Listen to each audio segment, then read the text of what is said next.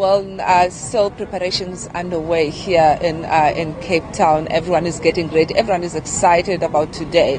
As you know, that the president has deployed the SANDF.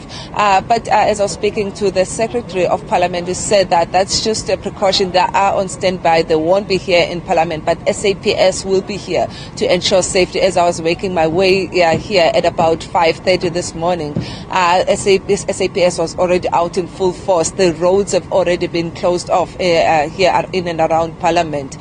So it's going to be a long day, as everyone has been here very early this morning to try and prepare. But now I am joined by John Steenhuisen, who's from the DA.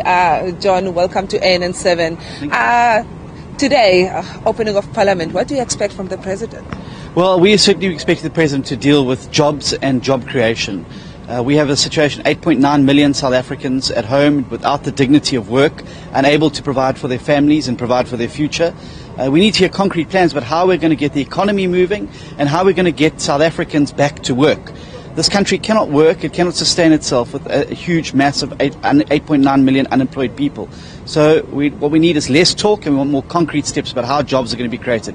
Every year President Zuma comes to Parliament, he promises jobs, but as we know that the unemployment queues are growing longer every single year. So we need a concrete plan. Then also we expect him to make some firm proposals and firm announcements around how tertiary higher education is going to be funded. We've had a tumultuous year on our university campuses, and it's time now for government to put their money where their mouth is and tell us how we're going to fund this gap, particularly for poor students. No student who qualifies for university should be denied the opportunity to study because of funding. We need to see the money. The government's going to have to tell us where the money's coming from. Then, of course, how we're going to tackle crime, particularly rural crime. I think there needs to be a far more comprehensive approach on rural safety. Far too many attacks on our citizens, on farmers, on farm workers. And then, of course, how we're going to get basic education right as well. We need to get our schools fixed so we're pushing out learners who actually can contribute and go into the marketplace. But then the gap that we've identified, which exists in South Africa, is skills for jobs. Matric students leaving school who don't necessarily qualify for university. We need to find programs where they're able to gain skills, to be able to go into the workplace and market themselves and offer a contribution and find employment. It's essential. Now, John, let's talk about security. I know that there's been some concerns about SANDF being deployed here in Parliament. What are your thoughts on that? Well, I think it's completely a sign of a paranoid president, particularly the numbers being deployed. In 2013, 168. 2015, 188. This year, 441. We believe it's a completely over-the-top militarization.